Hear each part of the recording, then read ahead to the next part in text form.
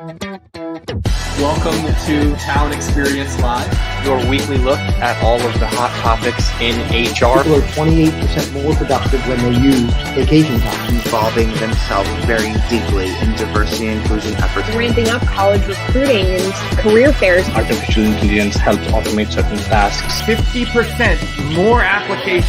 How do you make your company culture still stand out? What does that look like in this new virtual world?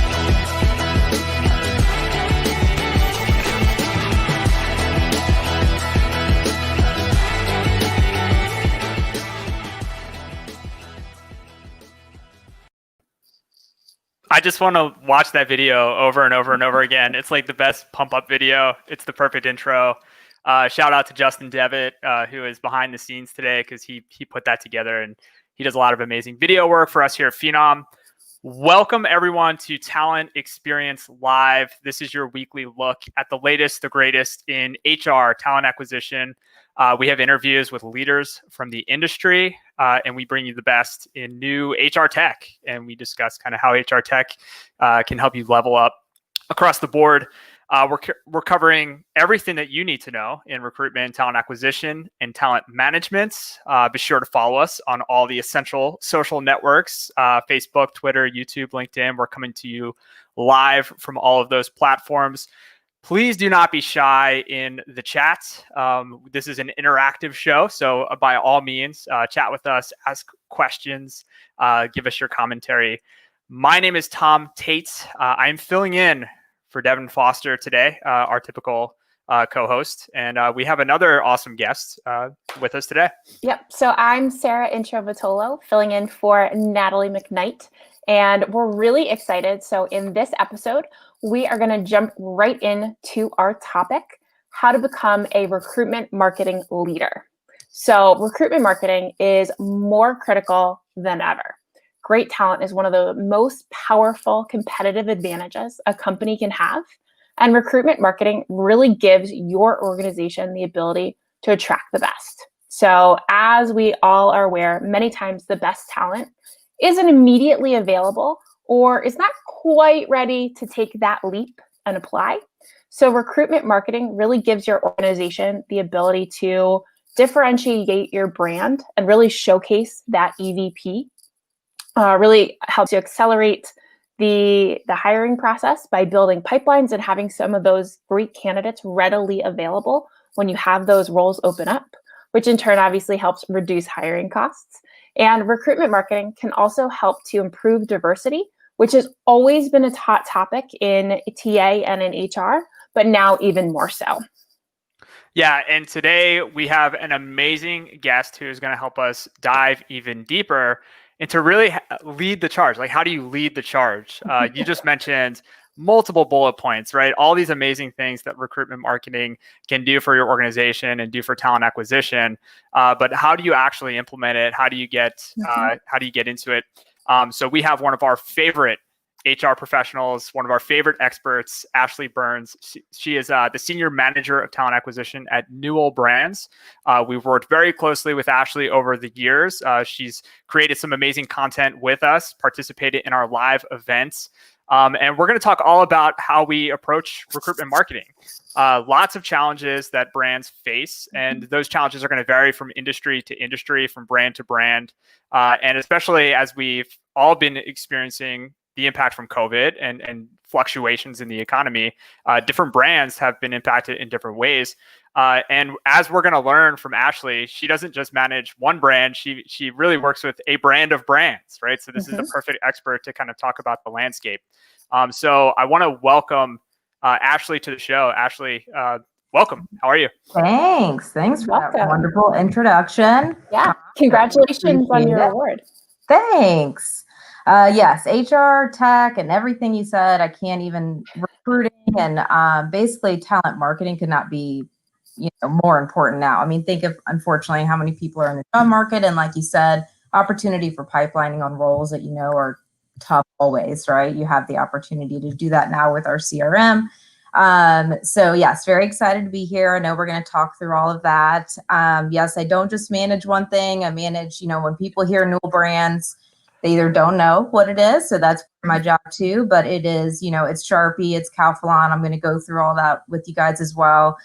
So it's a lot of different brands basically under one umbrella. And so that falls under my role. I also have campus recruiting, also our contingent workforce program, as well as our recruiting coordinator. So all that really ties in, if you will, to everything that's not in the actual recruiting. And I'm trying to make recruiters' lives as easy as possible by making candidates, want to come to us. And by doing so, that's why we look a lot into our analytics and how the candidates are feeling about our site, and making sure the topics are authentic and staying relevant, which I know we'll talk through as well.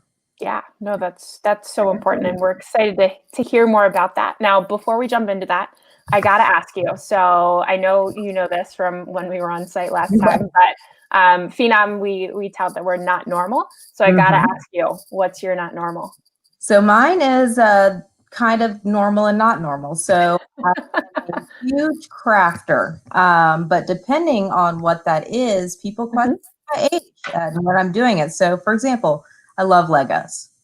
And then I'm 12 or however old when I'm doing Legos, or, adult coloring books. And then also I will knit and cross stitch, and then I'm 80. So it just, depends on the day. But I like to stay busy, obviously, with my hands. I'm a creative person. So a lot of people kind of don't know that being in the role I'm in now. I actually majored in fashion design. So a lot of people don't know that. So that would be my not normal. That's a great one. Now, when you're doing the adult coloring books, are you using your Sharpies?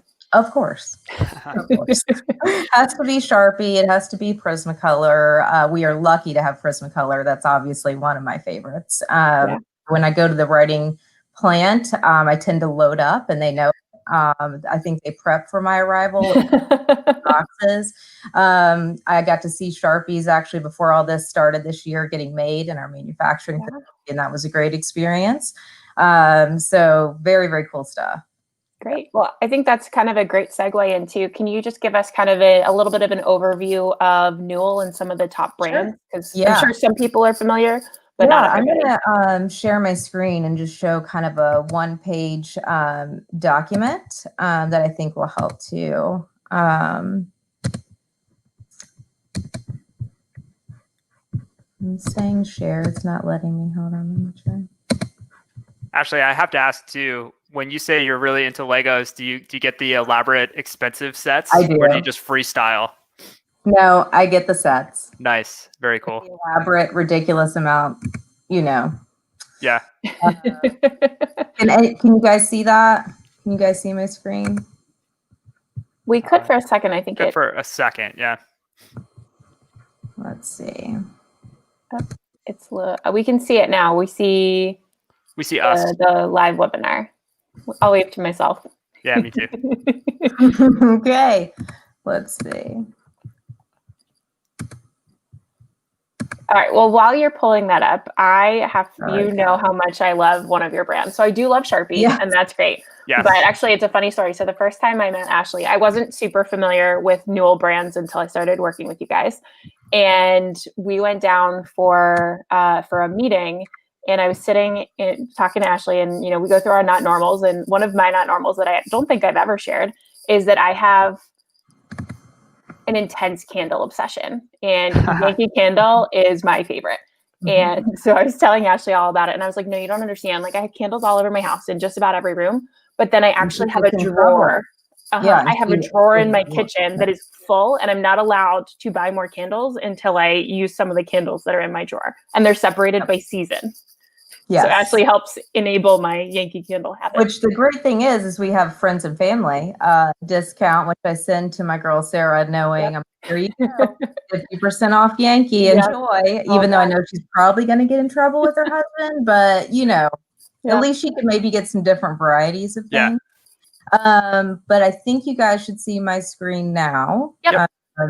So just a quick Newell snapshot. I think this is kind of a great way to cover it. So who we are is basically we're a leading global consumer goods company, and we basically look to better our consumers' lives, and we try to do that in a variety of areas. So it's live, learn, work, and play. Our products are found in more than 90% of U.S. households. Last year, we had about 9.7 billion in sales. And so you'll see some images of a lot of our great brands. So we've got Crock-Pot, we have Graco, we have Connected Home and Security.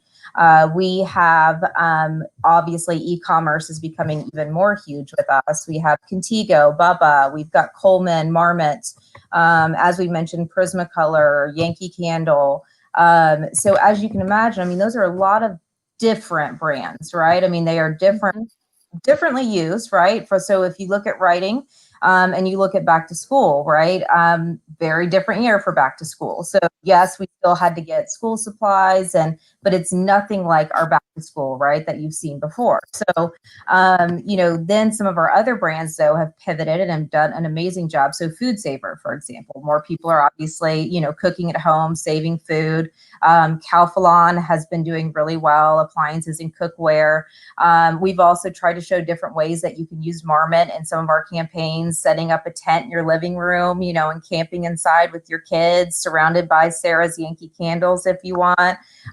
So, we've tried to shift, knowing all these different brands we have are, I guess, have their different busy seasons, if you will. But of course, too, with everything we've gone through, obviously, with COVID, we've shifted too. Rubbermaid Commercial, for example, normally would have only made, commercial hand sanitizers that you would have seen in a restaurant or an office building. Well, they were able to make it for consumers. So that, of course, is, adding to their sales and growth, and doing something different. So that, I think, is what's so great about Newell, is that we have such a wide variety of and products, and most people, once they actually see all this, and they're like, oh yeah, I have that all over my house.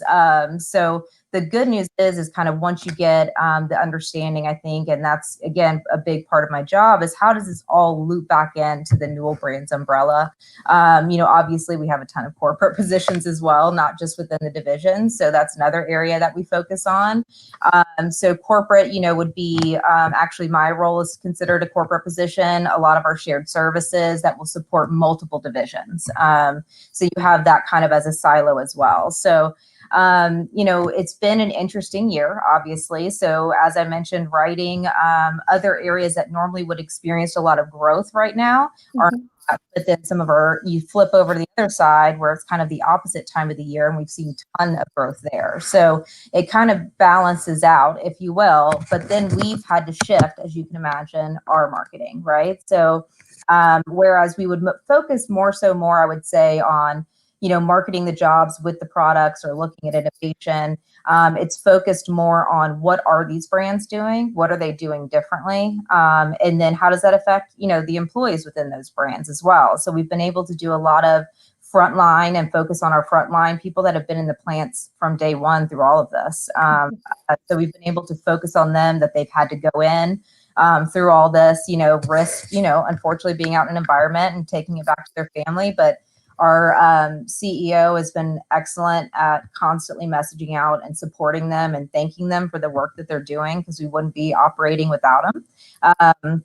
And it's great to see that, because it's been more of a focus on how the employees are making an impact through all this, and kind of switching the message. But again, it's authentic. It's not all of a sudden coming out of the blue. It is, I think it works with what's going on in the time, but it's also not, I think, focusing too much on it, just focusing more so on what we've shifted and changed within the brands. And also we've had a lot of great innovation, which is good, through the organization too. So I think we've been able to loop in different things where it's focused more on culture, more on diversity, more on what is happening within these plants, within these office environments that people want to know about. Because, what is it like to go work in one of those environments? And I think that's a lot of what candidates look for before they're even looking, at the job responsibilities.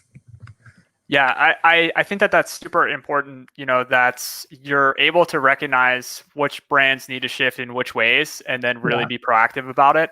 I wanted to kind of frame a little bit of this conversation around a webinar that you did with Nate here at Phenom and myself back in March, right? So this was literally in Pennsylvania, at least, this was the first week, I think, that we were locked down, right? And we had a webinar about recruitment marketing, about strategies and tactics that recruitment marketers can leverage today.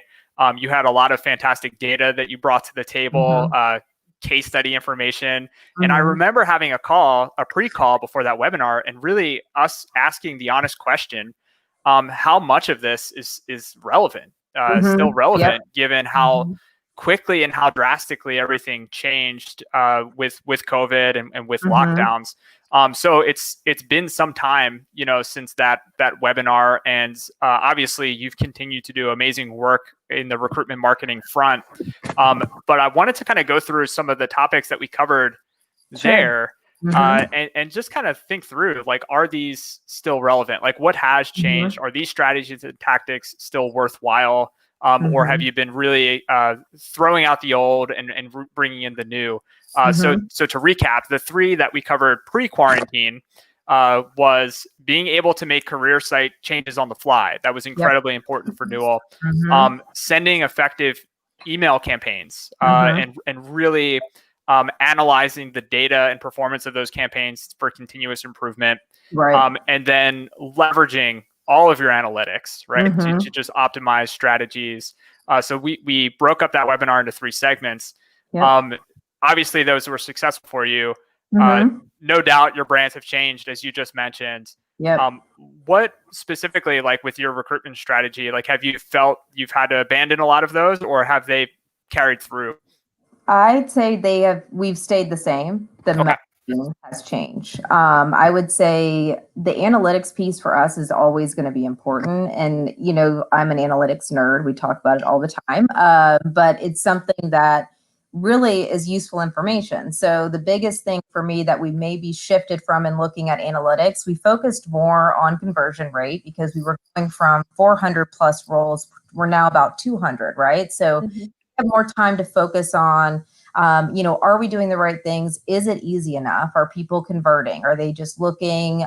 Where's the drop off? And then we also, too, for me, and it was big before, so I would say that stayed the same, is the chatbot and the data that I get from that. Because I actually start from the 1 star and go all the way up to 5 to see, okay, this part took too long. I couldn't put my education in, or, whatever it is as far as the application goes. So that is something we still heavily look at. And then campaigns, I would say, has actually even been more of a focus. We always did look at analytics of our campaigns before, but of course our messaging has shifted. So we wanted to make sure the way we were putting it out there, that they were still successful campaigns. So we would look at, okay, if we added in video, did that one perform better than if we didn't? Did it, if it was focusing on maybe actually not people, maybe just a product, how did that do over one where we focused on possibly a new ERG launch? Or, so we really look at those and how many apply clicks obviously we get. So that to me is obviously showing a successful campaign, or how many views and shares that we get.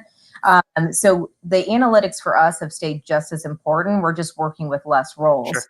And then how, as far as we've used the marketing campaigns and also changing, I can kind of put those in one, changing the site on the fly, obviously has been even more important, right? Because we have, we did put out information initially about what we were doing for COVID and what we were doing in the office, what we were doing in the plants, the DCs. Our CEO, again, kind of led the charge there, which is great. So we were able to live update, with that information, instead of having to send it over to an agency and wait for them to do it and get it out there. We are literally able to change it on the fly.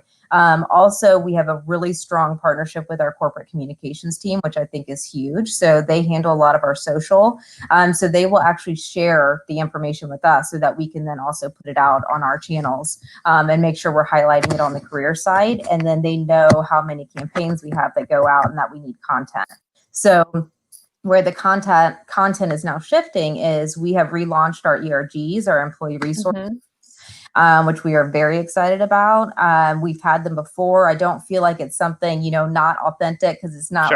We just now are putting these together. So talking about how we've relaunched them, just putting out general messages instead of only putting out, which we did for a while just because of how many jobs we had, just more job campaigns, right? And hard to fill roles. We've been able to put more that are actually employee testimonials. We've had really great ones where we've had, father and son recognized that have been here for like 50 years or 20 years, so you get to see actually the culture, which I feel like to be a natural thing for candidates to see, because we're looking at them not only as candidates, but consumers, right? These are our customers. They want to know, what we are doing, not just on the recruiting side, but just what's going on as an organization. And I think, a career site can do that for someone. We try to also echo, of course, just the Newell brand site, but I think the marketing really shifted, and then we were able to live update it. So for ERGs, for example, we're able to put that information right on the site when we have it. We are able to then also, as we're going into campus recruiting, which is going to look very different this year with it being all virtual, we're going to have to shift how we market to those individuals and what's important to them. And so we've been doing some calls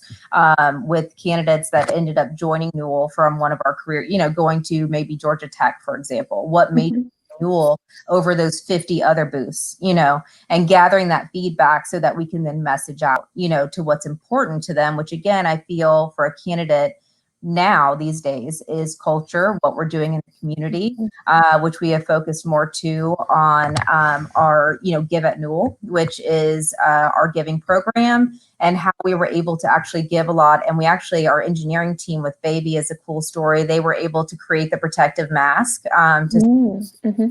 all the local hospitals and hospitals that were in need of protective gear. So our engineer actually created one with Baby products. Oh, wow. Cool. Things, right? So that's showing how, people are stepping up to the plate, changing their innovation, and then we're able to talk about it. So I think we're lucky in the fact that a lot of it is truly coming from the employees. It's not us just consistently, again, blowing people up with jobs, knowing that there's a lot of different things going on out there, sensitive topics, that are going on.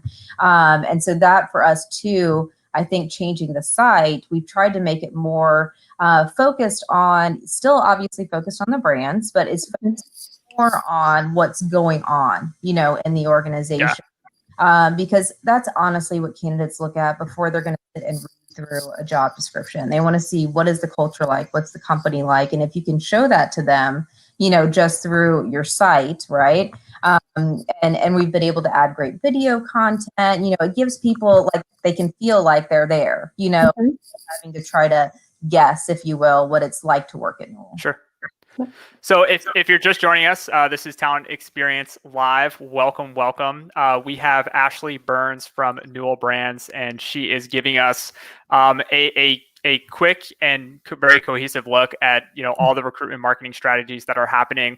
I've been a marketer for over a decade now, and one of the definitions of marketing that I kind of thrive on, right, is a very simple one. Marketing is getting someone who has a need to know, like, and trust you. Very basic, very simple.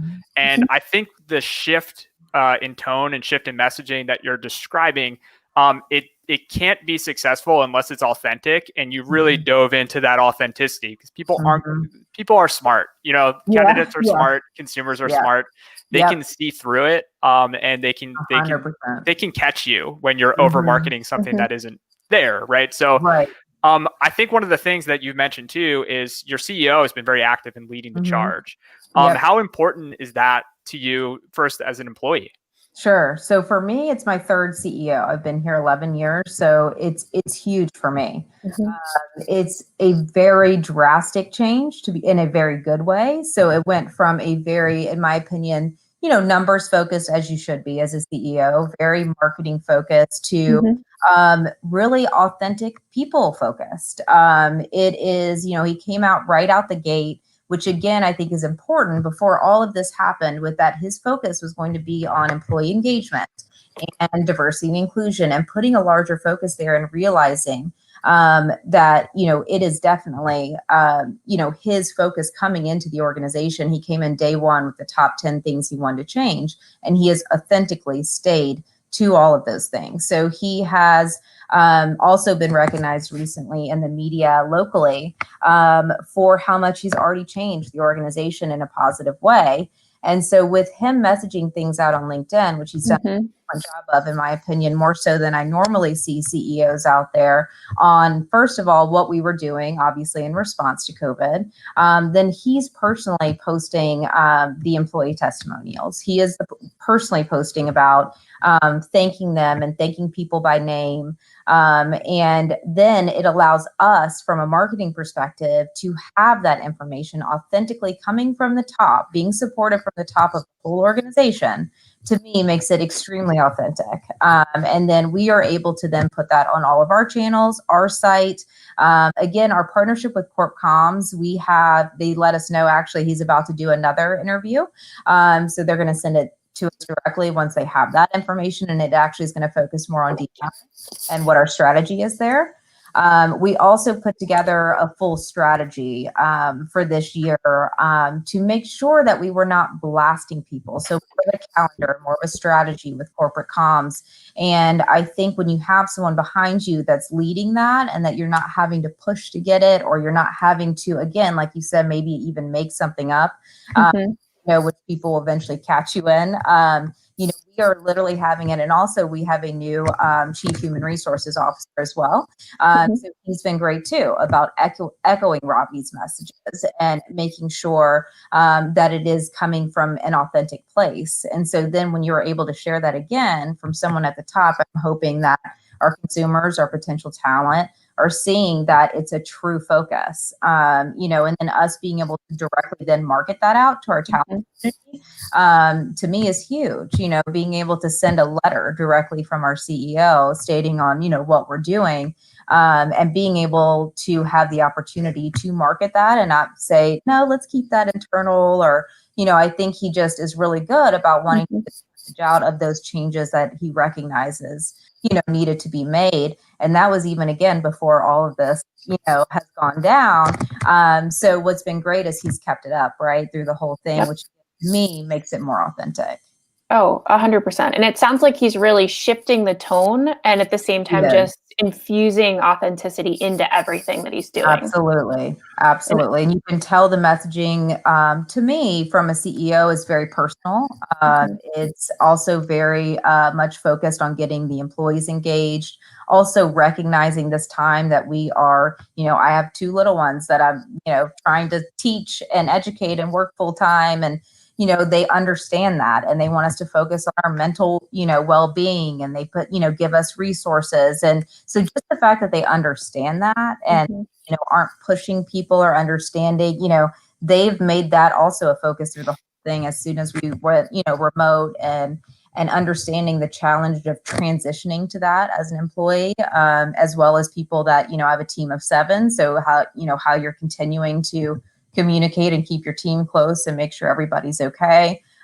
So I think, again, he's done such a good job of just making it so personal, instead of it coming from kind of, just not a cold place, but just, a very, oh gosh, we're dealing with such hard times right now. Like, for example, he could have gotten really frustrated that writing wasn't doing well, but he he understands it. He understands that people aren't going and buying a ton of, back to school supplies. So, the focus is he always wants it to be, we are all one, even though they are separate businesses, and that just because one is maybe not doing as great as normal, hey, these other ones are doing outstanding, and also putting them down for not doing well. Right. So I think that's important.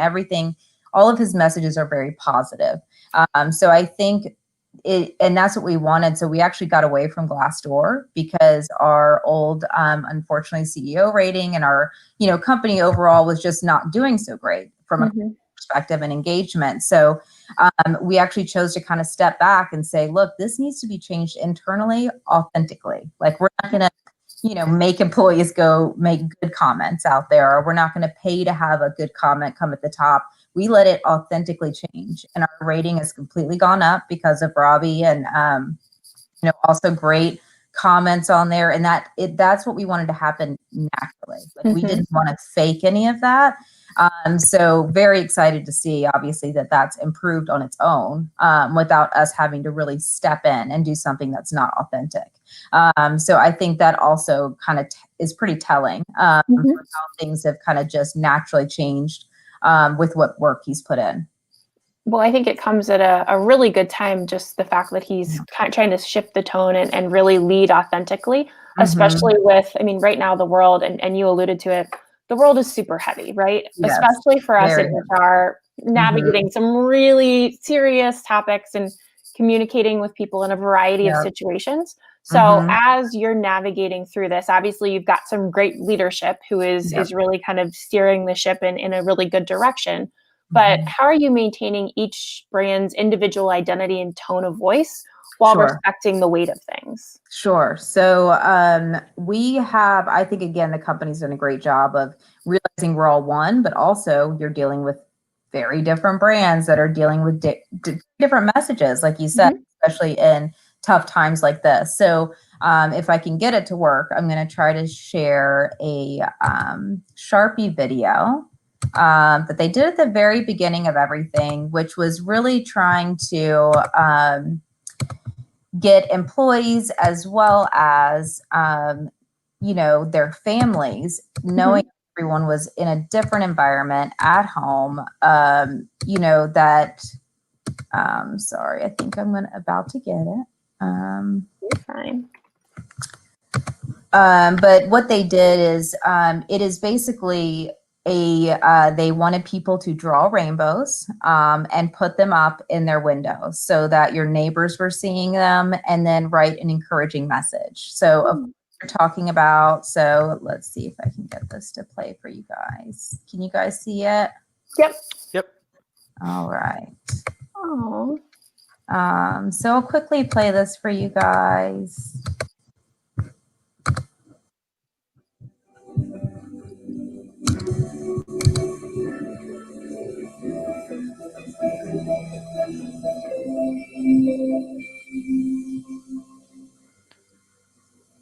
Oh.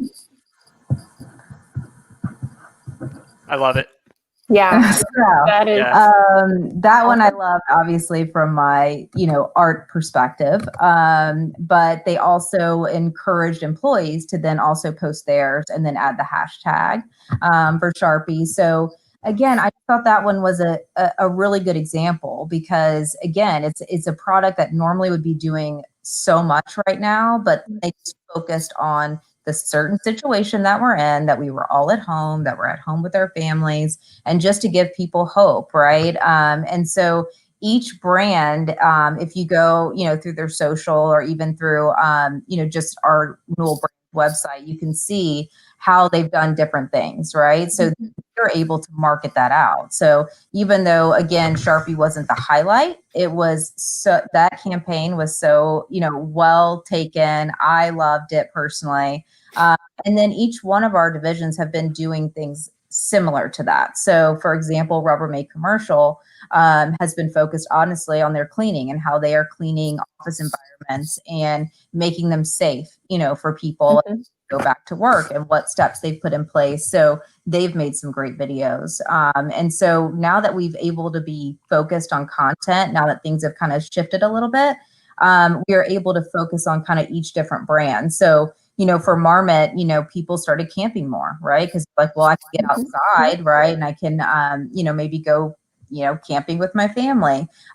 So we put out more about that and just kind of being with your family, spending time together. So each one of them has kind of done something a little bit different. Even though it's still focusing, again, I feel kind of on that same message, but it's not driving it too hard, right? These are tough topics, like you said. So I think it's just trying to encourage and instill hope, and then show what we're doing to try to help people. A lot of what they put out there too at the beginning is a lot of the Give at Newell. So we were able to do a lot of campaigns with that, and that was focusing more so on what we were doing in the community, and I forget the number, but a very large number of product, just to again, help people, meet people where they are in the market, because they are consumers, as well at the end of the day. Yep. I love the Sharpie example. Shout out to all the brave parents who trusted their children with Sharpies, right? Like Yes, for it me, is brave. Yeah, yeah, I don't know like how you. I may have used Mr. Sketch yeah, for one that I did. So yeah. yeah. We do have a Sharpie bin for our oldest child, and then we have the washable markers for our young kids, Exactly. right? We keep them Very important. separated. Yeah. But I love the user generated content, that you're able to put out. And also like one of my favorite marketing channels is email, right? And kind of hitting people where they are, right? I think the inbox, the inbox is a very sacred place for people, right? So when they give you permission to be in there, it's kind of it's an honor for us as marketers, right, to be able to be in there. So I'm really curious from a email or omni-channel campaign perspective, email, SMS. How has your approach changed there? Like, have you seen any creativity with messaging and kind of being able to shift the tone but maintain the brand authenticity using email campaigns and things like that? Yes. So that is where, and we felt the same way, like if you're, like you said, if you're letting us in your inbox, that's important, right? So we have a lot of success with growing our talent community, which is great. And I think a big part of that is our campaigns. I think we started out with you guys having probably about 200 or 300 people in our talent community and have raised it at 12,000 plus. So we know we're hitting a ton of people, which is excellent. But the fact that, yes, they're not, they're accepting it, they are accepting the terms and want to hear from us. And so if you have this large group of talent that are wanting to hear from us, we need to make sure that we are consistently hitting them with not the same information over and over again to where it's boring. We have to keep it entertaining. So we are, again, making sure that we shifted the message from just sending jobs out there to really focusing on meeting them in the market and what they're looking for. And that's what we have always tried to do. And I think it's been very successful for us. We have not dived into SMS yet. That is something that we are going to look into, as we do have also a large retail population with my girl Sarah's favorite, Yankee Candle. We also have Coleman Retail. So we are definitely going to start looking into SMS and how we want to message that and how we want to use it and possibly send them, messages out differently. So that was the other piece for us, is the fact that we were not having to spend dollars on these campaigns, which is something else that was big, not just being able to change on the fly on the website, but be able to control all of our marketing campaigns and not have to worry about a budget for them. We can meet them where they are. Like you said, I just think that's the biggest thing. I know I've said it multiple times, but I think that is what's so important, is keeping it authentic, making sure that you're not, again, kind of just driving the same information over and over again, keeping it unique to each brand, which we've been able to do. And, there are times too where we've even combined different brands in campaigns as well, to kind of show how they support each other or go hand in hand. So, if you look into our analytics, you can see, even though our job count has gone down, you'll see that we have still been very active in the talent community and making sure that we are keeping them engaged, even though we may not have as many jobs as we used to. We're lucky to still have quite a few. So we want to make sure that we continue to stay relevant and relevant in the right way. So we also, of course, again, with the partnership with Corp Comms, we are also consistently have a consistent message on social. So it will be a blast that would go to Instagram, Facebook, all of our channels, LinkedIn as well. So making sure that that is all consistent as well. So that is why we partner so closely with them, so that we're not kind of dual efforts, putting out the same information, or that we're making sure we're meeting people in different areas where it makes sense. Yeah. So one thing I've noticed during this pandemic is other brands I've noticed have missed the mark, right, with tone, right, and I think agree. that it's easy and hard to do. Like it's a balancing act. It is. And when your employer brand is at stake, and you hear about companies doing mass layoffs through a Zoom call, like that's not the best press. That's not the best way to get your brand out there. And it can feel insensitive, and obviously we don't know the side to every story. But for a recruitment marketer, and someone in your position who's working with all the different campaigns and kind of really evaluating the tone and evaluating the voice, how do you know? Like, how do you measure if you're getting it right, Yep. and if you don't get it right, how do you kind of own that and then pivot? Right. Mm-hmm. That's a great question. I think for me, I live on LinkedIn a lot. So where you say I kind of laughed because where companies get it wrong, there are companies that have really gotten it wrong, right? So they don't do anything to back it up, right? So like you said, there's a bad message out there, but then you don't see anything else that's kind of trying to recover that message, right? And I'll look through comments, and these are, I do try to focus obviously on competitors in CPG and kind of what they're putting out there.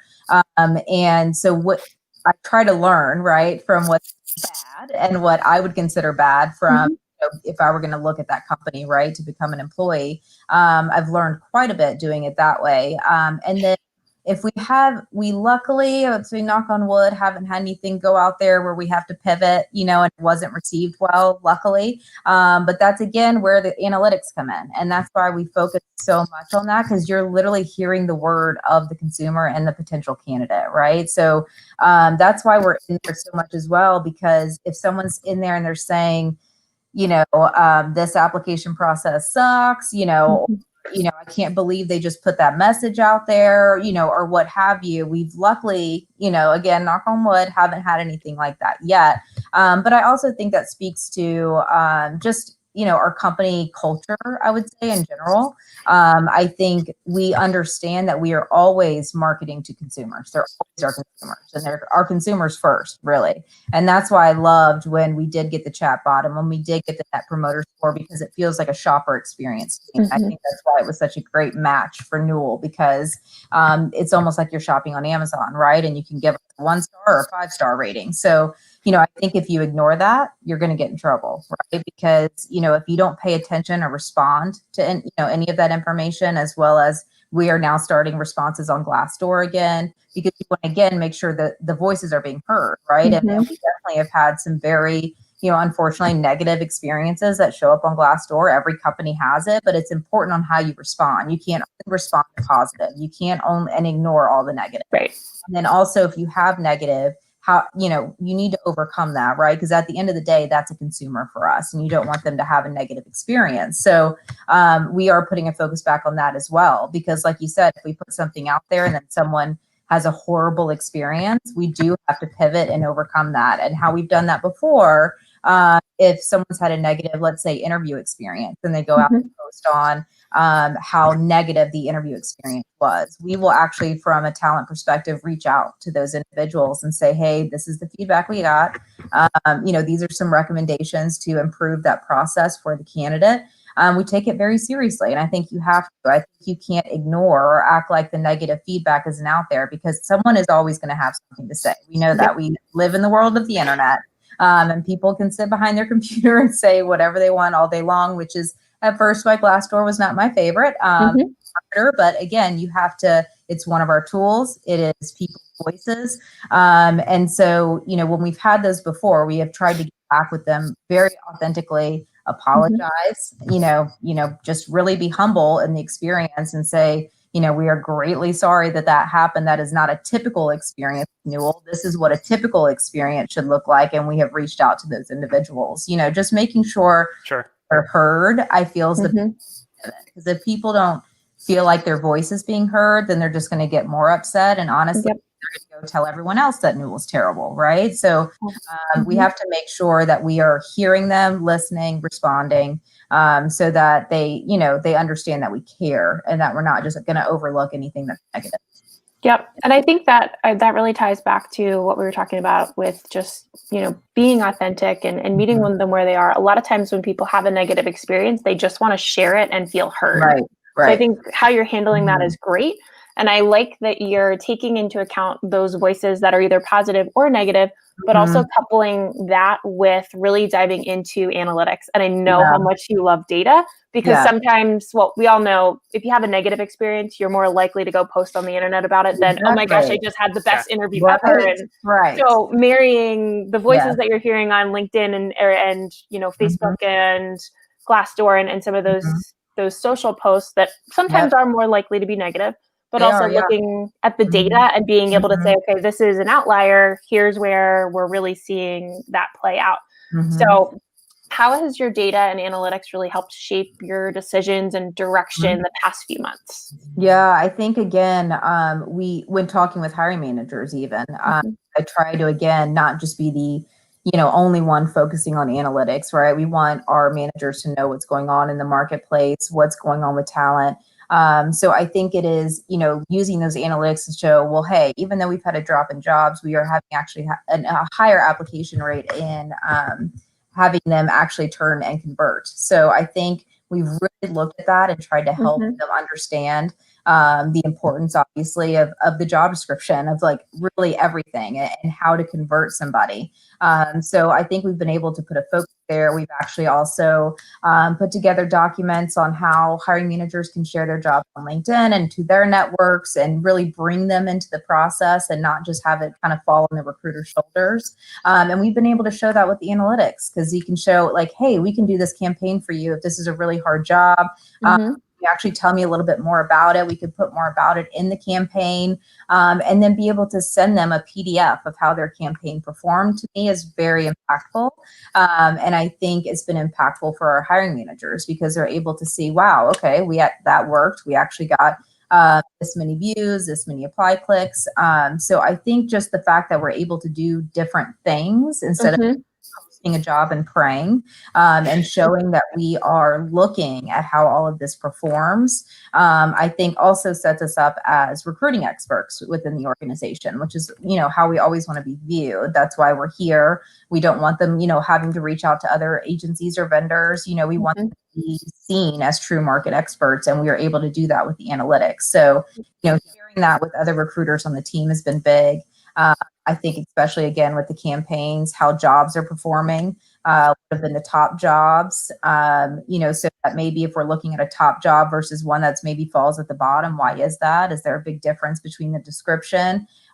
So there are a lot of things we can obviously use for them. And I think it kind of varies about how many jobs we have going on, or kind of what's going on at the time with Newell, because with consumer goods, we are ever changing. I can't say that enough, ever changing. And so we have to always be as nimble as well to be able to meet them. So, I think how, we use the analytics, which we do obviously have analytics with all our tools and vendors, but what I love about Phenom is that is where we have our CRM, that is where we have our campaigns, that is where we have our jobs, so you're seeing it all in one place, and then you can share that, right? So I also used it, when looking at source, right? Or where are we getting all these people? Are people also sharing things with their network? We also are going to start putting more of a focus on internal mobility and our referral program, which I think is going to be huge. We haven't, it's always been a focus for us, of course, but I think this is going to be a much more personal experience, as well as using the AI technology, and then being able to know what's going on in other divisions and within the organization and make that easier. So I think all these things is why the analytics are so important for us.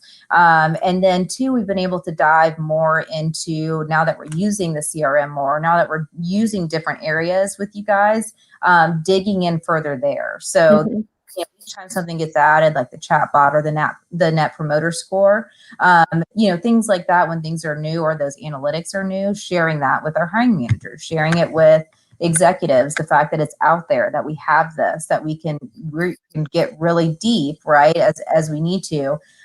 And so I wouldn't say it's changed a lot. We probably just look at it, I would say, a little bit differently and deeper when it comes to how campaigns are performing or how people are viewing our site.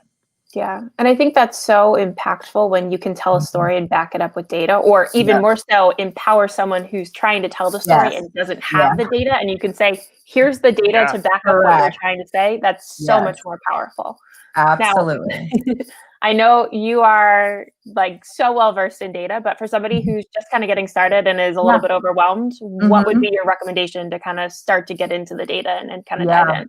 Yeah, I think definitely wherever you're getting your data is working really closely with your reps. I'm really close with all you guys, as you know, and I always try to make a point of that, because when I started, I was actually a recruiter for, 8 years before I got into operations. So I knew it from a recruiter perspective, but then when it comes to operations and looking at analytics, it is overwhelming at first because you're like, what should I be focusing on? What are the important analytics when you're looking at literally a whole page of, which is great, a variety of different things that you can look at. So at first for us, what was important was just how our pages were doing. How were our landing pages operating? Do we need to make changes there? Is the talent community set up, an easy place? Do we always have a call to action? So at the beginning, it was very different. And that was partnering with, Natalie at the time and others just to go through and say, what should I be focusing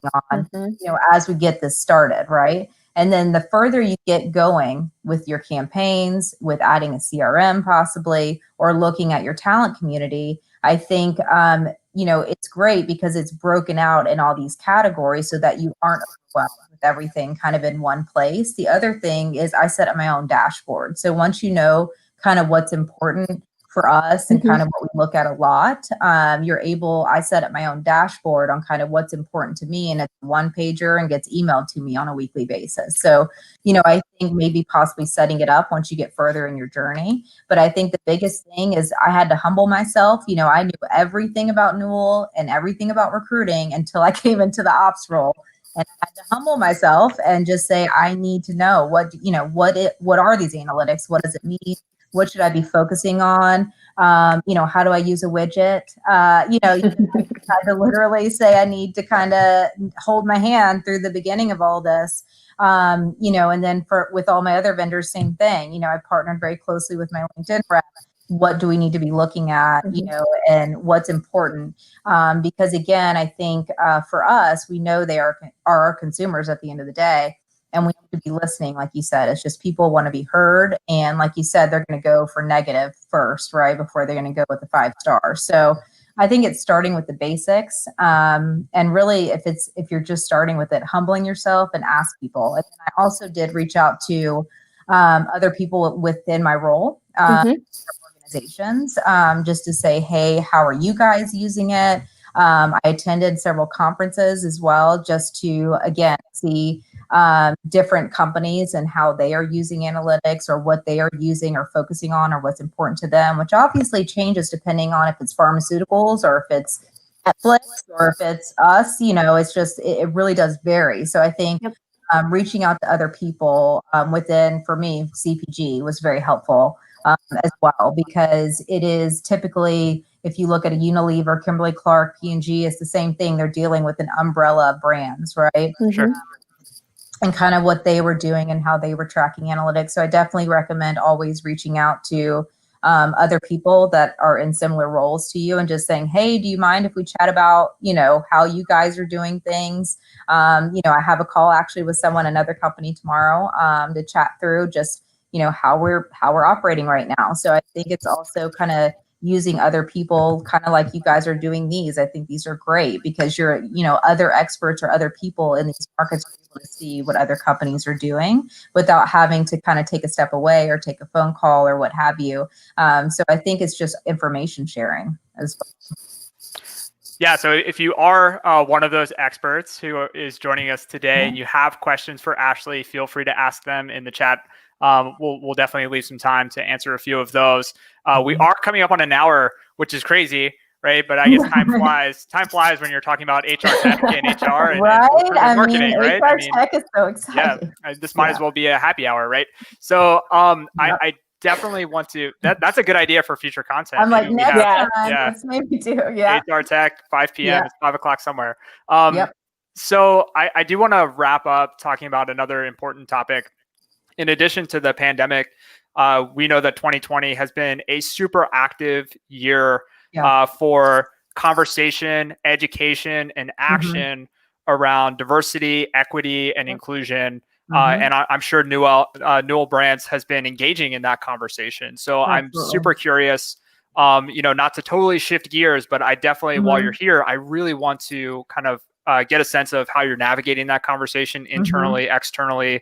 Are there any specific initiatives that you've been involved in or that Newell is kind of cooking up to move the company and move everyone forward, in right. this time? Yeah. For us, since day one when I joined Newell, diversity has always been a metric for recruiters. So that is never, again, it's always been there.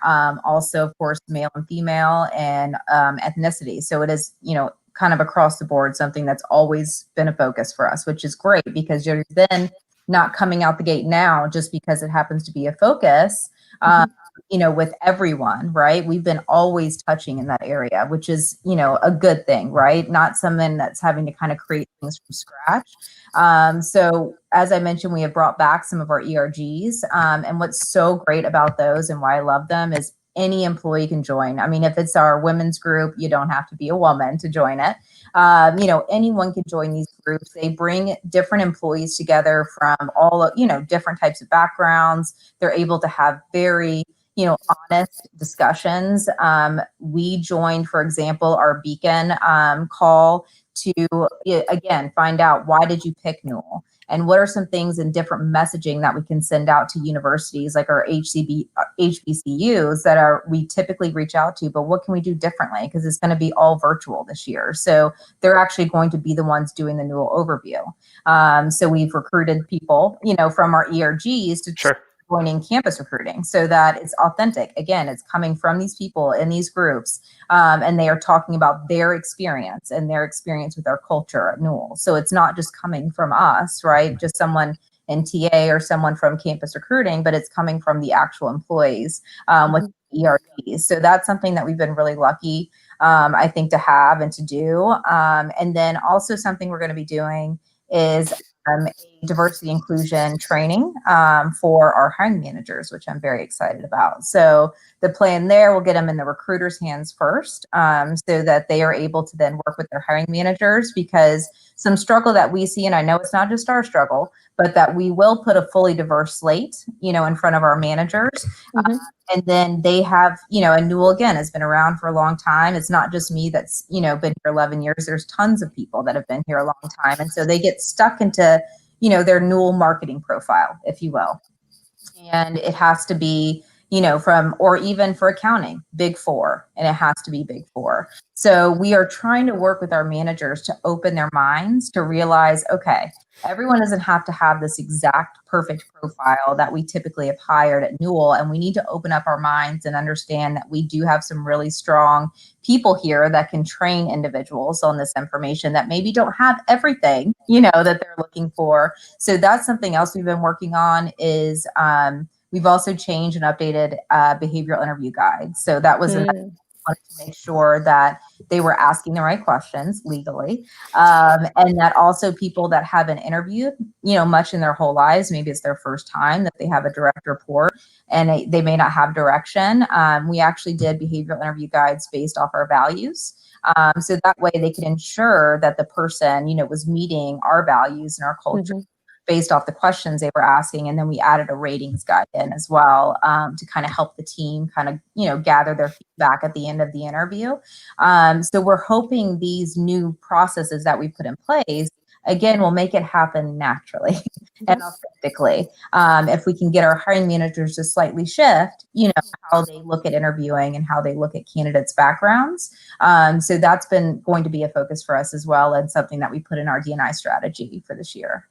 Yeah, I think that's so important. And what I love about, everything we've talked about it's really about being authentic in everything that you're doing, whether it's campaigns for different brands or your D&I strategy. It's just, you're being authentic. And I think that's so important. And that's what's really going to, that obviously is coming through and really will attract talent, keep your employees, feeling like this is really where I should be. And I think that's really great to see.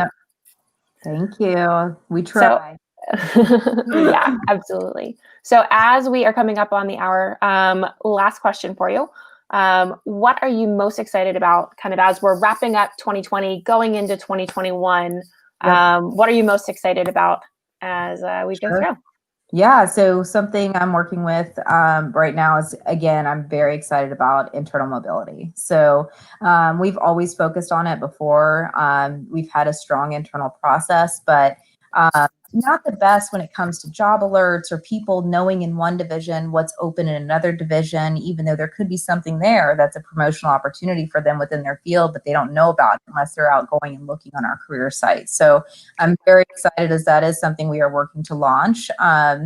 And also focus more again on our referral program, because as you know, if an employee refers somebody, they are way more likely, obviously, to continue to refer when they have a bonus and they can see, how much they're getting. And also to just making it, I think, the information out there and easily accessible so that they don't feel like they're different just because they're internal, right? And that they're not getting the same job alerts that possibly an external would with the AI technology that we use. So the fact that we can have AI for our internals, I'm very excited about, nerding out about a little bit once I found out about it.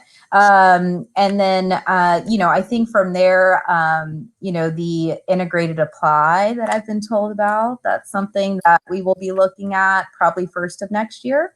And that will be just to better the candidate experience. And that's something that's a huge focus for us. I think we've honestly gotten our application to as short as it possibly could be. If they don't have to leave a career site to apply would be huge. So those are some things we're definitely excited to dive into now that we've gotten to a good place, with our campaigns and our site and how to update the site on a regular basis. So, I think, again, we still have to focus on what's going on, but also the focus has really been, which I'm glad about, engagement and employee engagement and that internal message getting out there. So that's what I'm very excited about.